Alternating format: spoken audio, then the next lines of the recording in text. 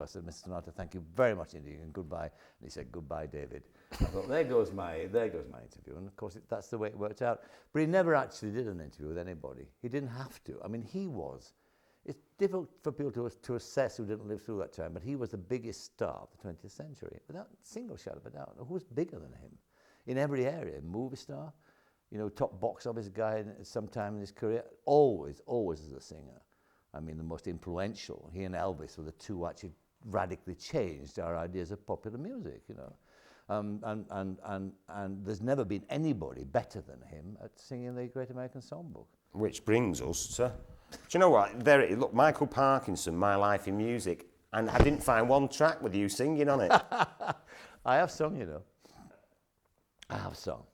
But, so how difficult was this for you? It was easy. I mean, once I decided that basically it would be a split between those people that I'd had on the show and one or two that we were given a chance, like Diana Krall and Michael Bublé and Jamie Cullum and people like that, Madeleine Peru, who'd started more or less their TV careers on the show.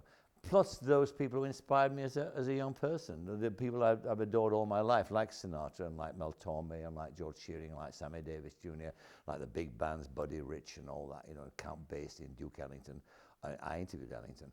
And so it's a reminder of the music that sustained me throughout my life. And I tell you, doing that, I used to think at times that the thing I really enjoyed two things most of all about the talk show.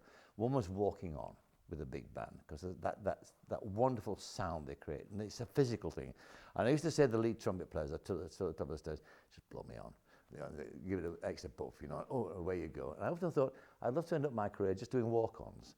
So I'd just walk on and say, good evening, and walk off. I mean, these don't bother with the interviews. But the other thing I enjoyed more than anything else was the music and the show. And just to get your heroes, like Duke Ellington, like Bing Crosby, like, all the people that appeared on the show, on there, just to be close up on that sound. I mean, I sat next to Paul McCartney, and he played me yesterday, to me, right? I sat next to Pavarotti, he sang me O Sole Mio, to me. I sat next to Paul Simon, he did Homeward Bound to me. Yeah, I mean, I sat next to Elton John, he did Rocket Man. I mean, to be that close to that kind of genius, which is what it is basically, it will last forever, is wonderful. And that's what I really, really remember most about the show, were those musical moments. Well, that's right, yeah, because that's when Paul Simon told you he wrote Homeward Bound on Widner's railway station. That's right, but remember you've got, coming back from up Barrow and Furness. Do you drive everyone, because it must be so difficult, because you've met everyone, haven't you? It's like, oh, terrible, isn't it? Turn it in, Mike. His name dropping again. Somebody mentioned the name and I said, oh, by the way, that reminds me. You say, oh Christ, not another one.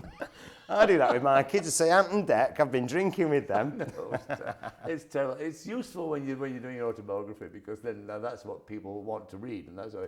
But in conversation,